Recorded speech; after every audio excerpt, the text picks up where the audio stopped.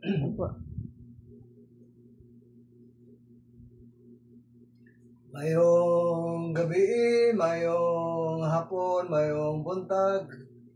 Sa tanan ako nga nagasubaybay din atong tulumanon nga gitawag diskarte sa mga atake.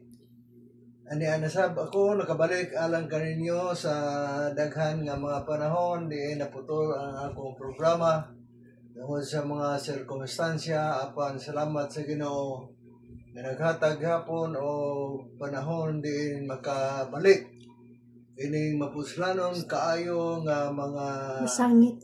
programa diin kini mga kagalaan nagahatag kanato og dako nga pagtulun-an alang sa tanan nga nagapaminaw niini. Sa dili pa kita moadto sa pagsugod niini atong suito, magampo sa kita mga kagalaan. Daghang salamat Ginoong Dios. Nakapadayon kini ang programa nga akong ginahimo pinaagi sa imong pagtabang niini. Lang ini ang imong mga kaigala, mga kaigsunan nga nagasubaybay niini nga mga programa natunta nga magkakaton kini sila o leksyon gikan sa imong balaan nga pulong amo kini pangayo pinaagi sa ngalan ni Jesus nga akong manuluwas. Alang sa mga kagalaan nga nagaparayon sa tigpaminaw niini nga programa, dako ang akong kalipay nga kamo nagaparayon niini. And then makita ninyo kini sa YouTube channel nako sa YouTube Romy Mungaya Serrano. Makita ninyo dito nga daghana nga mga suhito ang akong ginawali o makapili na kamo makagalaan o mga topiko nga gusto ninyo nga gamiton, pwede ninyo magamit kana sa ato nga mga simbahan. O ang atong suhito makaigsunan dili kita magdugay naguluhan chosen vessels ang pinili nga suludlan kon galamiton. Atong mabalaan kini makaigsunan kung unsay mga background niini nga teksto. Ang text nato makita sa Acts 9:15 sa English ningon diri, but the Lord said unto him, go thy way, for he is a chosen vessel unto me, to bear my name before the Gentiles and kings and the children of Israel. Ato kini makaigsunan makuha ang background kung kinsa ang giingnan niini na ang Diyos nagsulti kaniya, lakaw sa imong dalan, kay siya pinili ko nga suludlan aron sa pagdala sa akong ngalan ngadto sa mga hintil, mga hari o mga anak sa Israel. Ato kuhaon ang background niini nga teksto gikan sa bersikulo 1 niini nga kapitulo ang mao sinugdan sa pagka-converter ni Pablo nga manlulutos sa mga sumusunod ni Kristo.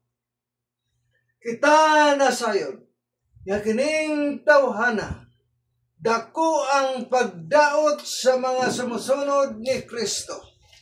Hadlok ang mga tao niining tawhana nga mao si Pablo.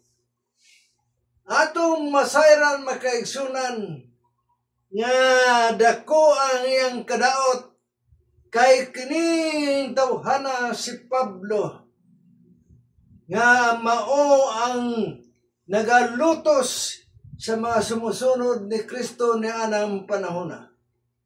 Apan atong masairan nga kining istorya may tuod kang Pablo.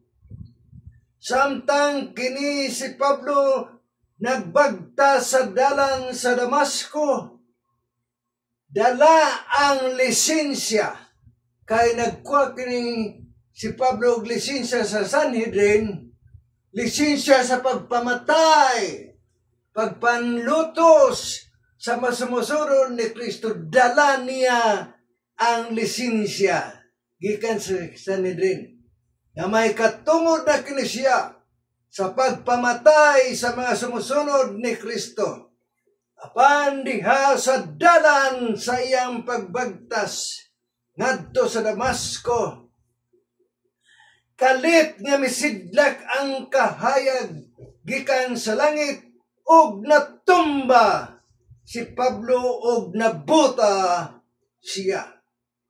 Og may tingog sa langit nga nagingon, Saulo, Saulo, nganong ginalutos mo ako? Kay ang pangalan ni si Pablo primero, dili Pablo ni Saulo. Sa wala pa siya makonverter. Ang istorya kamo nasayod. Gibutaan kini si Pablo unya natumba, nabuta siya. Og may tingog sa langit nga nayon, Saulo, Saulo, nganong ginalutos mo ako? Mitubag si Saulo, kinsa ka Ginoo? Ngunit Isos, ako si Isos nga imong gilutos. Una-una ninyo makaigsunan nga kung ang mga Kristohanon ginalutos sa mga tao, dili kita ang gilutos, kundili si Kristo ang ilang gilutos. Sumala sa nabati ni Pablo, nganong gilutos mo ako? Unya sa diha nga nabuta, natumba si Pablo, nabulong kini siya nga si Kristo ang nagsulti kaniya, nganong ginalutos mo ako? Pagkatumba niya nabuta og dili na siya makakita. Wala pa sagdi sa Ginoo. Kay si Ananias pinaagi sa iyang damgo. Gisultihan sa Dios si Ananias. Ingon sa Dios si Ananias, adto ikaw sa dalan, ayuhon mo si Saulo. Apan mitubag si Ananias, Ginoo, nakadungog ako ni ining tawhana. Unsa kadako nga kadaot ang iyang gihimo didto sa Jerusalem. Sa ato nasayran makaigsunan nga bisan pa ang dautan nga tao nga nagalutos sa mga Kristohanon, apan may solusyon sa Ginoo. Gihatagan damgo si Ananias adtua si Saulo nga naa sa Damasco. Mitubag si Ananias, Ginoo, nakadungog ko ni ining tawana. Unsa kadako nga kadaot ang iyang gihimo didto sa Jerusalem, kay nadungog kining tawhana. Nadaghan ang iyang gipanlutos kipambunalan ng mga sumusunod ni Kristo. So si Ananias nahadlok sa pag-adto didto aron ayohon si Saulo nahadlok. Kinsa may di mahadlok ang kanang tawhana, nadungog nga mupatay. Apan kay ang Dios ang nagsulti ni ini atong masayran nga nagsulti dinhi sa buhat 9:15. But the Lord said, ang Diyos na ingon kaniya, Go thy way. Isugo sa Ginoo. Si Ananias, muadto ka. For he is a chosen vessel unto me to bear my name before the Gentiles and kings and the children of Israel. Sa pagbalibad ni Ananias, yon sa Ginoo, muadto ka sa iyang dalan. Kay siya pinili ko nga sulodlan. Pinili ko nga gamiton. Ngadto sa pagdala sa akong ngalan. Ngadto sa mga hintel. Ngadto sa mga hari o sa mga anak sa Israel. May tuyo di ay sa Ginoo makaigsunan. Nining may isog nga tao nga dili kita makahukom kung unsa kadautan kini nga tao. Tungod kay ang Diyos may tuyo nining maisog nga tao para gamiton niya sa pagdala sa iyang ngalan ngadto sa mga hintil, ngadto sa mga hari o sa mga anak sa Israel. So, dili kita makahukom sa tao, makaigsunan. Kay ama ang Ginoo may plano di ay kang Pablo. Ang ngalan ni ini makaigsunan si Saulo sa wala pa kini maayo. Sa onya sa diha nga si Ananias miadto kay nagsugo ang Ginoo. Giayo sa laktod na pagkasulti. Gipandungan ang ulo ni Saulo. Onya nakakita makaigsunan. Ining si Saulo. Onya giislan iyang ngalan si Pablo. Mao kana ang kagikan nining maisog abogado kini makaigsunan nga tao si Saulo. Abogado ang iyang maestro si Gamaliel. Bantugan nga abogado kini makaigsunan. Gigamit sa Ginoo sa pagdala sa iyang ngalan ngadto sa mga nagkalain-lain nga mga tao. Og atong masayran makaigsunan nga gamiton ta kanang pulong bisil kon galamiton kon sulodlan.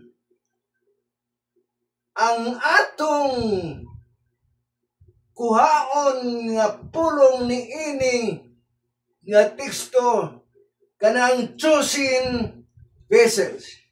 Diha kita mokuha ni anang gitawag nga vessels kon galamiton. Sulodlan. Atong mabasa sa ikaduhang Timoteo 2:20. Ningon si Pablo matod pa niya. Diya sa dakong balay adunay mga sulodlan nga dili lamang hinimog bulawan og salapi kundili mga hinimog kahoy og yuta og ang uban alang sa dungganon nga kagamitan og ang uban alang sa talamayon nga kagamitan.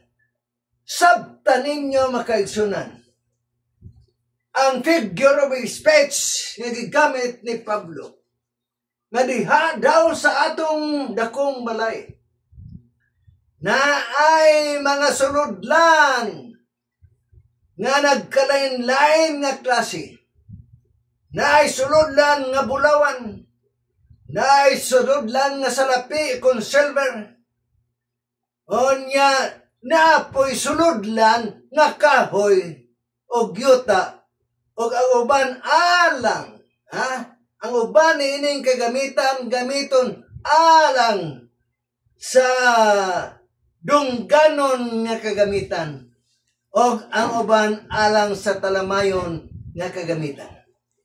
Kung ato kini aplikar sa atong kinabuhi makaigsunan, dinhi sa atong balay nagkalain-lain ang mga kagamitan. Waunta diha sa atong mga plato, mga baso.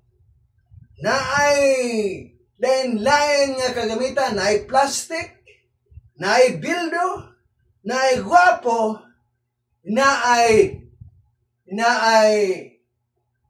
usahay bagol nga ilim nun. Batasan sa uban nga mga tao, kung ang bisita niya nga moana sa balay, nga dungganon nga tao, ang gamiton nila nga mga gamit sa pagkaon, kanang mga gwapong nga mga plato, gwapong nga mga baso, kay ang bisita, dungganon kini nga tao.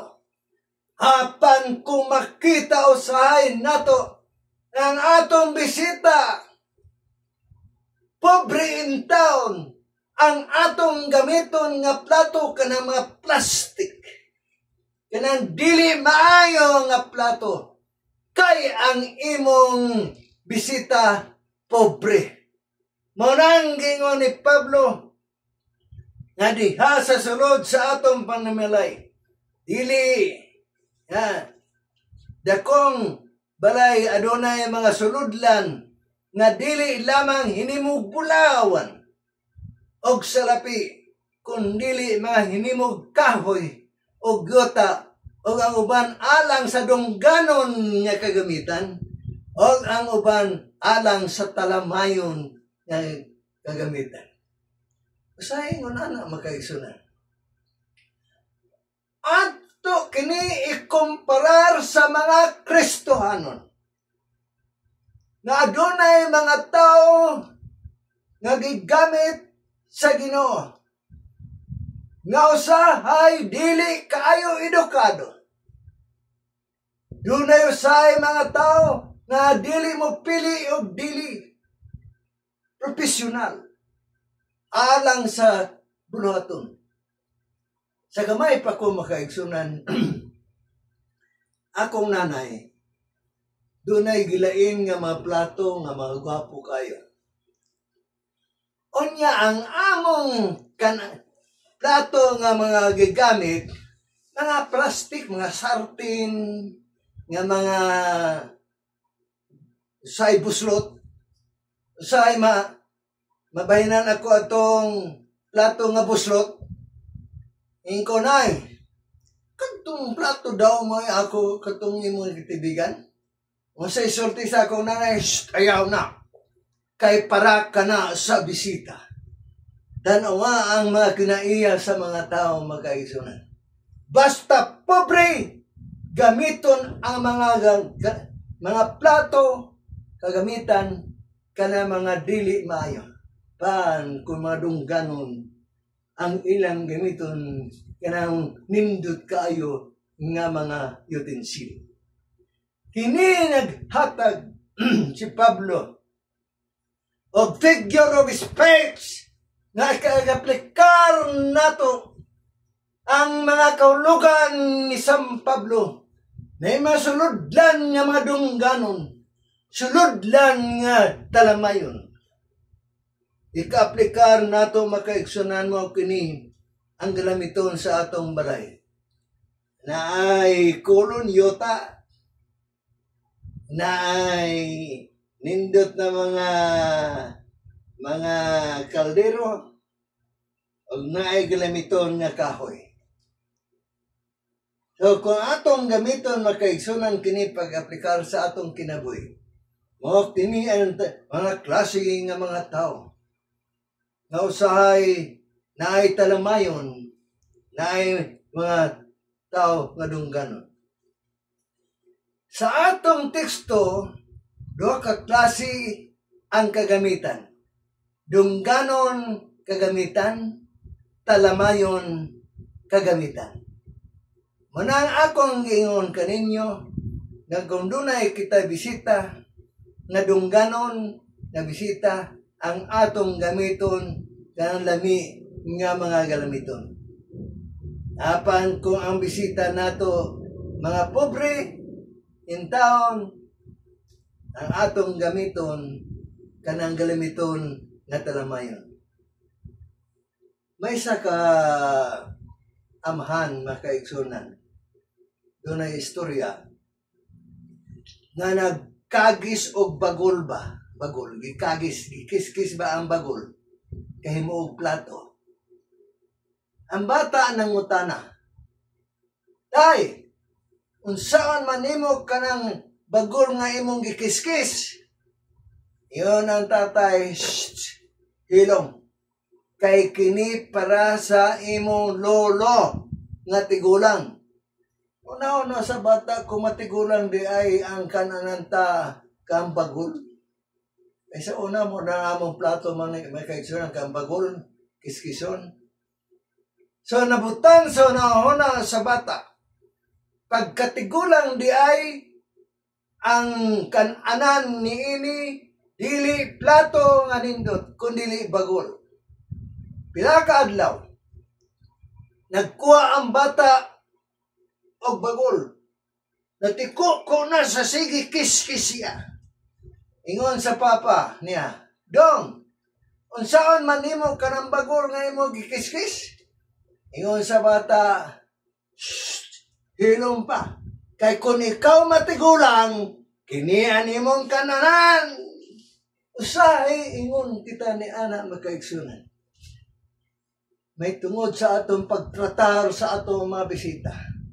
Magkapuliki kita sa pag-andam kung ang atong mga bisita, mga dungganon nga mga tao. Apan kung makalilimos in taon o pobre in taon, ang atong pagkanon ginamos na lang. Diba? Mauna usahay ang kinabuhi sa tao. Doon ay buta makaigsunan na nagsulti sa Roma 9:21-22. Suludlan nga gikapungtan. Naay di ay suludlan nga mapungot ang Ginoo. Suludlan nga gikapungtan. Pero ba ng mga lata, dalira, tayaon, buslot nga galon, maka na masulod lang nga gigapungtan. Hinisan ta karon pagkauma mutaay na po. Ang galon sudlan ta og tubig. Onya dili makapondo ang tubig. Kay muagas kay buslot sulod lang nga gikapungtan. Ngon ni Pablo. Kung i-aplikar ta kini sa atong kinabuhi, kini masulod lang nga gikapungtan. Dili mo tinir ang pulong sa iyang kinabuhi. Kay sama sa galon nga dunay buslot. Walihan karon mo dasig. Pila ka adlaw mawala ang iyang pagkadasig. Ano man, sulod lang nga gikapungtan. O nagsulti diri makaigsunan nga kini nga mga kinaiya nga masuludlan. Kini makatinir sa pagkamadasigon. Mubuhat lamang kon kini siya walihan. Mangisog lamang sa ilang pagtuo kung naay nagawali. Pero kung wala naay magawali, labay ang tanan mga pulong nga naa sa ilang ulo. Sulod lang nga wala maggamit. Kita ay dili mo apel sa bulaton sa Ginoo. Mo kini masulod lang nga gikapungtan. Taayon nga naman kay wala maggamit. Ini nga sulodlan. Dili mo apel sa buhat sa Ginoo. Masuludlan kini nga gikapungtan. Kay wala masudli, wala kini magamit. Siyempre, kini nga suludlan ang mupuyo makaigsunan ni ana kay walay gamit. Usahay, puy-an ka na sa mga ilaga. Puy-an ka na sa mabitin. Pero anang box na to nga wala na isulod atong gipadaplin lang. Wala na gamit. Sa pila ka mga burang, pila ka mga goy. Imo makita ang nakasulod makaigsunan. Mga mananap. Hugaw kaayo ka na nga sulod lang. Kay wala maggamit. dili mo apil sa buhat sa Ginoo, dili maggamit kini nga suludlan, ay ang atong Ginoo dili mo gamit kay hugaw kini nga suludlan. Atong makita nga mao kini ang suludlan nga gikapungtan aron pagalaglagon. Mabasa ta kana sa bersikulo 22. Suludlan gikapungtan aron pagalaglagon. Ibaluin ninyo makaigsunan. Ang kita magkilala kung kita ba ang suludlan nga gikapungtan. Kung kita ba ang suludlan nga gamiton alang sa Ginoo. Kinahanglan kita gamit sa Ginoo nga suludlan para magdala sa ngalan sa Ginoo ngadto sa mga hintil, ngadto sa mga hari, ngadto sa mga anak sa Israel. Ato makaigsunan una-unaon kung unsaon nato pagtratar kining atong suludlan. How to care our vessels. Unsaon ta? Unsaon ta pag-atipan nining atong suludlan. Nagsulti sa 1 Tesalonica 4:4 that every one of you should know how to possess his vessels in sanctification and honor. Nga kinahanglan ang matag usa ka nato masayod kun unsaon paggamit kining atong suludlan nga naang pagkabalaan o pagkamadungganon. Higala kita nga suludlan sa Ginoo para magamit kita sa Ginoo. Dili mo gamit ang Ginoo sa masuludlan nga mga mahugaw. Dili mo gamit ang Ginoo sa mga suludlan nga naa ang pagkadako nga pagkadautan. Kinahanglan ang atong pagatipan sa atong panlawas kay kita di ay ang suludlan nga gamiton sa Ginoo na ang pagkasagrado, ang pagkabalaan sa atong pagkinabuhi mga kaigsunan. Unsa may nakasulod sa atong suludlan, convictions. Una-una makaigsunan. Kita ra ang nasayod kung unsay nakasulod sa atong suludlan.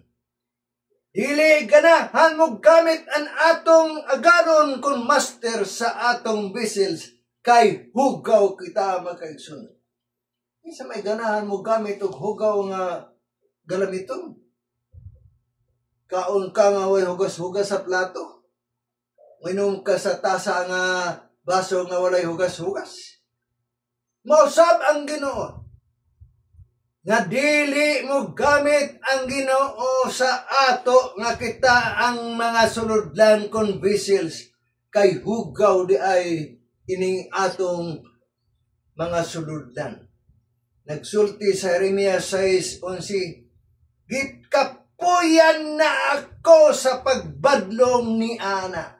Hoy, ang Ginoo di ay kanunay kita gibadlong para malinis ang atong pagkinabuhi.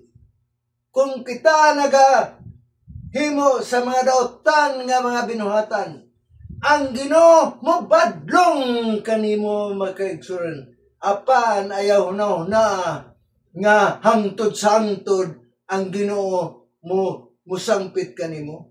Kay nagsulti niro, "Gikapuyan na ako sa pagbadlong ni Ana." Kanunay kita ginabadlong sa Ginoo. Apan kumaggahi man kita badlongon, bantay makaigsunan. Kay dili sa tanan panahon ang Ginoo maluoy sa ato. Nagsulti sa Isaiah 42:14, "Ako naghilom sa taas nga panahon." Hindi man tayong kitapit ko ng dulonggan kung magbuhat kita dautan. Ang Ginoo mohatag konsiderasyon. Pero kanunay kita ginabadlong. Apan ang tao nagmagahi sa iyang huna-huna. Dili ang Ginoo mo'y mubadlong. Pinaagi sa ato mga pangulo. Pinaagi sa ato mga ministro, mubadlong kini sila. Apan usahay kung badlongon kita, masuko kita makaigsunan. Paano lagi hapon ang ginawa aksyon? Kay taas ayang pagpailob. Ako naghilom sa taas nga panahon. Ako wala magtimik. Wala gihapon ikaw makagalaan. Aksyon wala kalatiguhi. Kay taas pa ang pailob sa Ginoo. Ako naghilom sa taas nga panahon. Ako wala magtimik o nagpugong sa akong kagalingon. Ipunggan sa Ginoo lang. Pero ang pagpugong niya dili na magwanta. Di na magwanta. Ako wala magtimik o nagpugong sa akong kagalingon. Karon ako mosinggit sama sa kababay nga nag-anak. Ako mo hinga-hinga o kutasan. Sa ato pa, wala na makagwanta sa Ginoo. Kay sige ang pailob, pero nagpuot sa iyang huna-huna. Siya gikutasan. Musinggit sama sa babae nga nag-anak. Sa ato pa makaigsuran, dili na magwanta. Dili ba maayo ang atong itugyan sa Ginoo karon makaigsunan ang atong kinabuhi? Aron kita hinduan sa atong mga kasalanan. Akong panghinaot, kung kinsa man ang nakabati ni ining atong mensahe, kita gamiton sa Ginoo nga suludlan aron kita modala sa ngalan sa Ginoo ngadto sa mga tao, sa nagkalain-lain nga klase mga tao. Apan kinahanglan una, isubmitar ta ang Ginoo sa Ginoo ang atong kinabuhi. Nga dili sa lawayon sa pagtan-aw sa mga tao. Kay kung kita sa lawayon makaigsunan, magwali kita pero sa lawayon kita. Unsaon pagtuo sa mga tao. Apan naapay panahon makaigsunan nato. Nga kinahanglan kita magatugyan karon nga panahon. Samtang lapit na ang pagbalik sa Ginoo. Dili kay kita nagahulat na wala buluhaton. Dili kita nagahulat na dili mo participate sa buluhaton. Kay nagsulti si Mrs. White na dili kita lamang naghulat, kundi kita magatabang sa buluhaton sa Ginoo. Daghang salamat magkaigsunan sa inyong pagpaminaw o makita ninyo kini nga atong lektura. Madto kamo sa akong channel sa YouTube channel Romy Mungaya Sirano kay didto daghan kaayo na ang nagkalain-lain nga surito.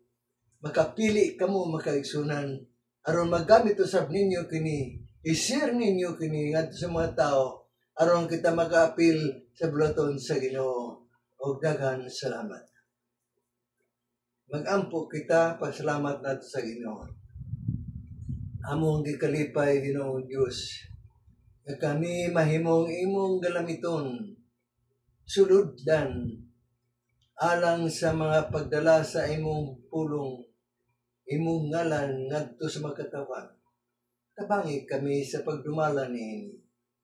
Kami makasala apan ikaw nagpailob. Tabangi lamang kami Ginoo sa among pag-alagad. Dili kami makaagwanta sa pagpugong sa among kagalingon, kundi pinagi sa Banal na Espiritu. Amo gani ginatugyan pinagi sa ngalan ni Jesus nga akong manluluwas.